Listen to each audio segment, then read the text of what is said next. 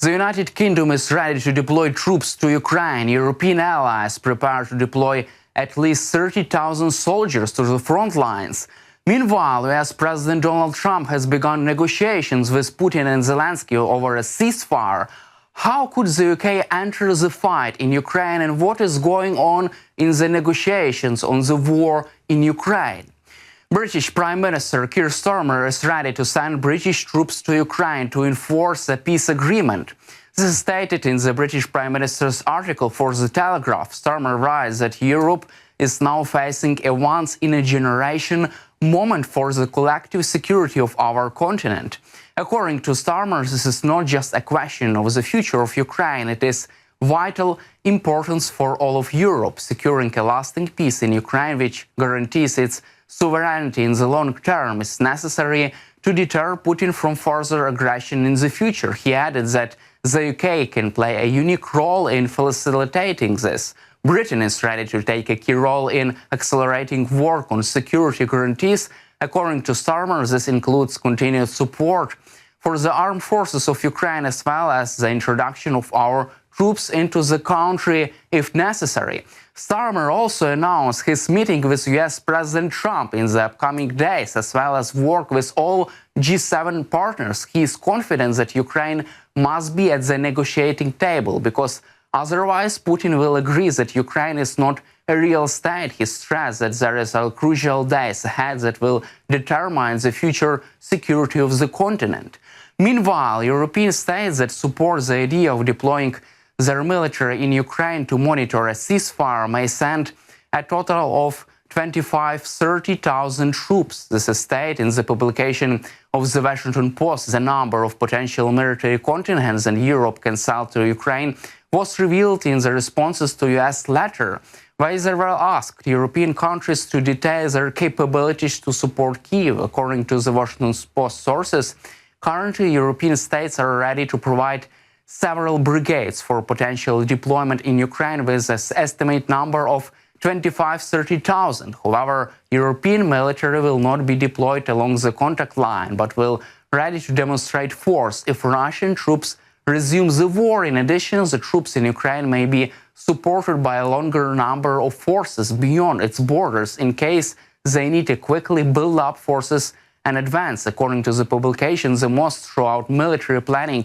for such mission has been carried out by France. It is estimated that it can allocate about 10,000 troops. Also, two sources tell the Washington Post that other European states are still more worried or face problems associated with limited armed forces. The United States has previously admitted the possibility of deploying peacekeepers to Ukraine to monitor a truce, but stated that American troops would not participate in such mission. On the other hand, French President Emmanuel Macron revealed the results of the emergency summit in Paris and reported on his conversation with US President Trump and President Zelensky.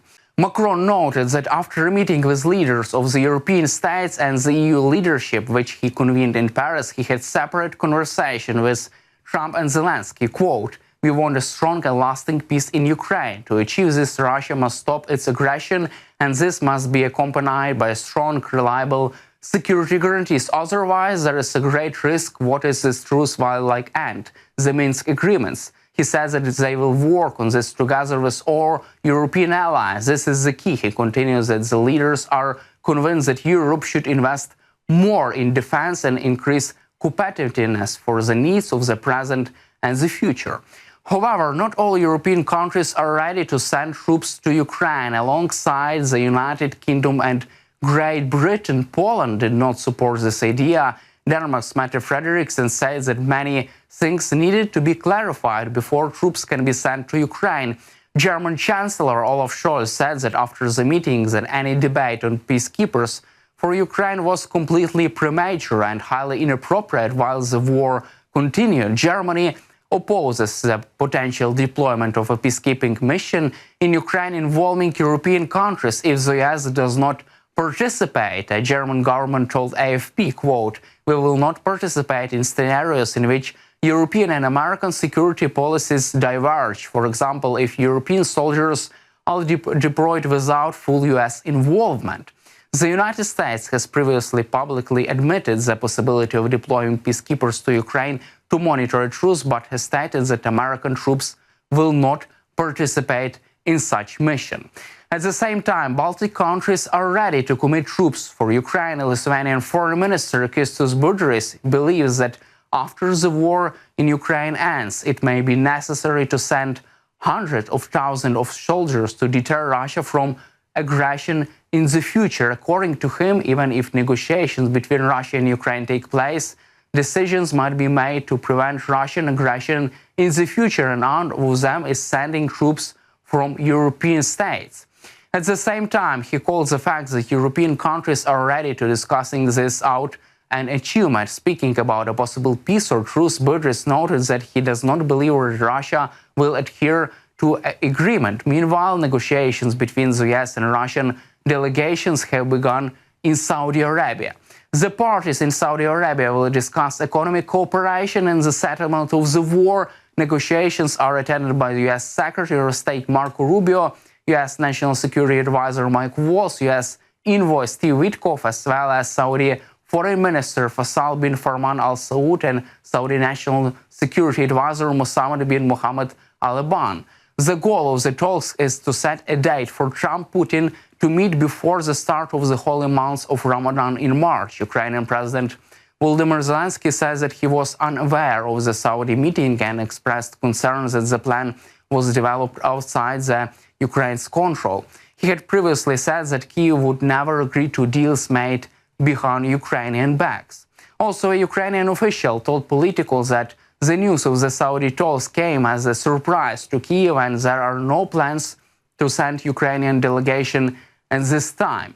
US President Trump himself said on Thursday that a summit with Putin in a Gulf country would take place soon, and he said Ukrainians would attend this.